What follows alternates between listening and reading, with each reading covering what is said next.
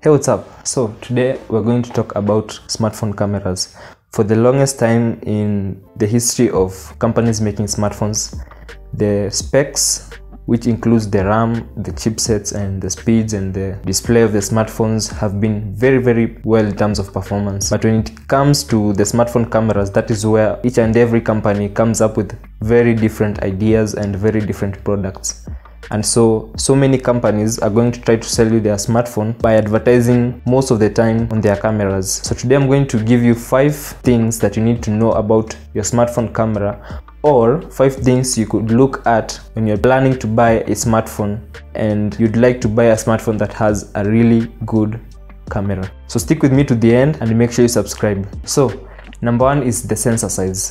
The sensor size refers to the size of the smartphone camera sensor, and it is measured in terms of inches or fractions of inches. For instance, there is a smartphone that has a 1/1.33 inch sensor. These specs are written on the spec sheet when you're buying the smartphone, and more specifically on the camera description. So if you're keen, instead of looking for the amount of megapixels like they always try to sell you, that part of the smartphone camera, you go looking for the smartphone sensor size. And the more the fraction is equal to 1 inch, the bigger the sensor size, because smartphone cameras up to this date have not been able to be bigger than 1 inch. So which means the closer the figure is to 1 inch in terms of the sensor size, the bigger the sensor is. So what impact does that smartphone that has a big sensor have? Well, for first, the smartphone sensor determines the amount of pixels a smartphone will have, and the second thing is that it will determine the size of the pixels. There is the number and then there's the size. For instance, a smartphone can have a 12 megapixel camera and another one can have 108 megapixels. Now, if both of these smartphones have the same sensor size, then it means the one with 12 megapixels has large pixel size compared to 100 megapixels, which has to reduce the number of pixels in order to fit as much pixels as possible. So this notion of having more pixels means you have a better smartphone camera is not entirely true. So a bigger sensor allows in more light inside the smartphone camera, and as we all know, if you want to take better photos with your smartphone, you need as much light as possible. So bigger sensors can gather more light as compared to smartphones that have small sensors on their cameras. So just in comparison, if a smartphone has a 1/1.3 inch sensor size and another one has 1/2.0 inch sensor size, then it means the one with 1/1.3 inch sensor size is bigger than the one with 1/2.0 inch sensor, and hence the one with 1/1.3 inch sensor size will take better photos as compared to the one with 1/2.0 inch sensor. Number 2 is the pixel size. I've been talking about pixels, and even smartphone companies have been selling their smartphones, more specifically the smartphone camera,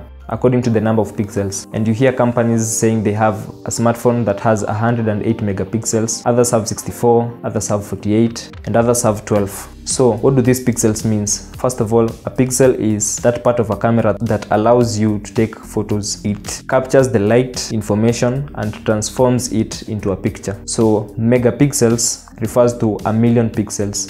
If a smartphone has 12 megapixels, it means it has 12 million pixels. So which means it has 12 million photo sites where it receives light and transforms it into a picture. And so how does pixel size affect the picture quality of a smartphone? If two different smartphones have the same sensor size but different number of pixels, then the size of the pixel will determine the picture quality. For instance, smartphone A and smartphone B might have the same sensor size, but smartphone A might have 108 megapixels while smartphone B has 12 megapixels. This means that smartphone B will have larger pixels in terms of their sizes as compared to smartphone A, which has 108 small pixels in order to fit that huge number. So the bigger the size of the pixel, the better the picture quality. And this goes to demystify the idea that the more the pixels you have, the better the picture quality, which is very wrong. This is since the more the pixels you have, they will have less pixel size, which means they will be more affected by what we call digital noise, which produces grainy images, and especially in areas that are not very well lit. But a smartphone with larger pixel size will be able to gather more light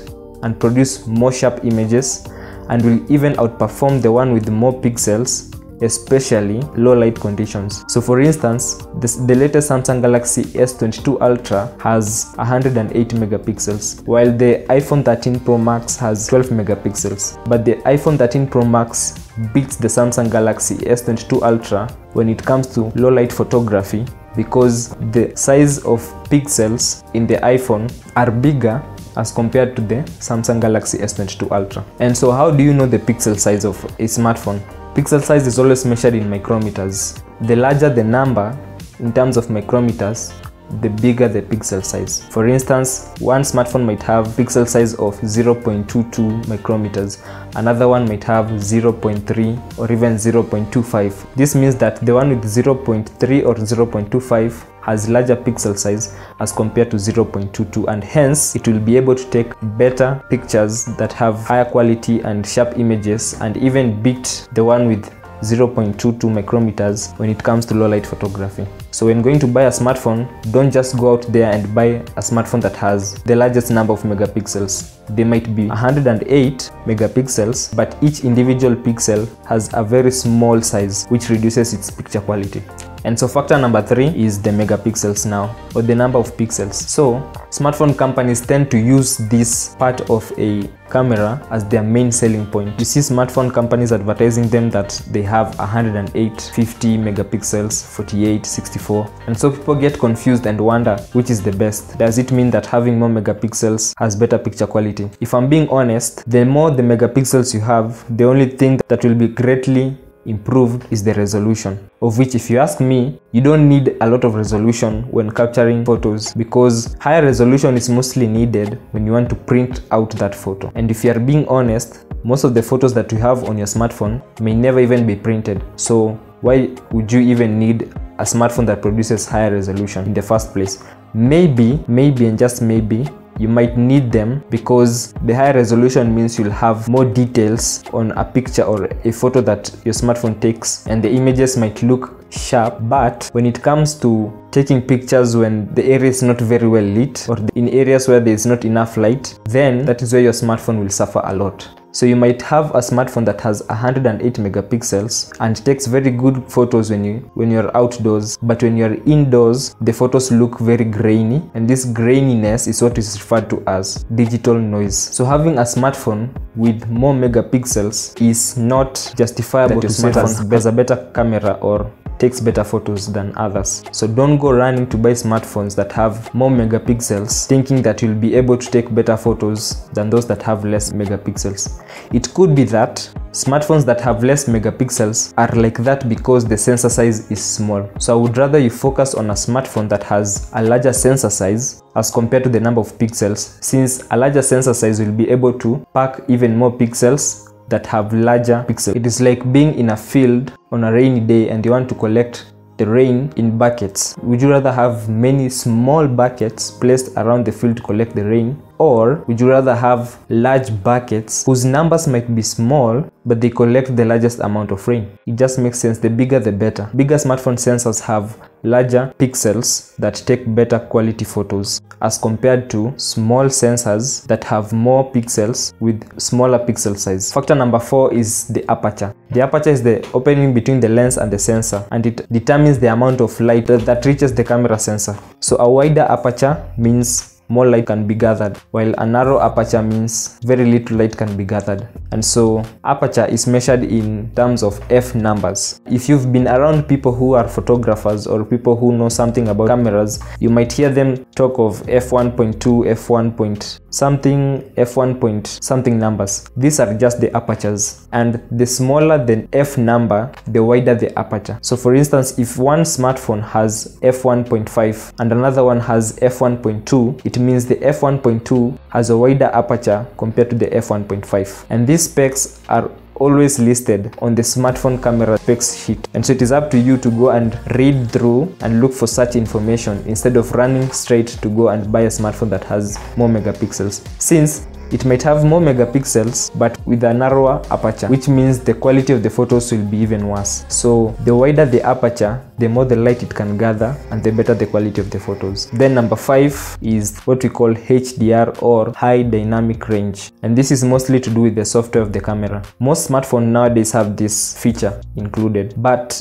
if you're buying a smartphone, it is wise to look at the spec sheet of the camera and see if HDR is listed there.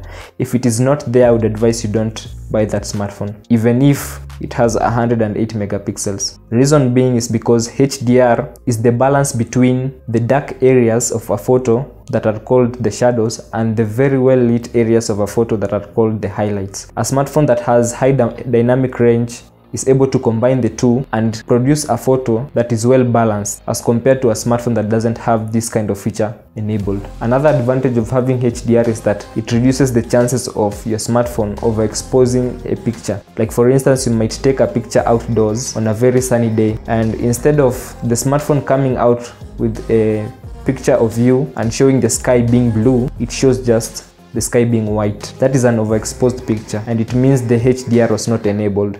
So if you are going to buy a smartphone, make sure you include HDR on the list. If it is not there, then don't even think about spending your money on that smartphone. So those are the 5 things that you need to consider when buying a smartphone with a good smartphone camera. And so to end the war between 108 megapixels or 12 megapixels, my conclusion is that the number of pixels does not matter. So that's it. Thanks for watching. My name is Caleb. This is Caleb Tech. I hope to catch you guys in the next video. And as always, stay safe.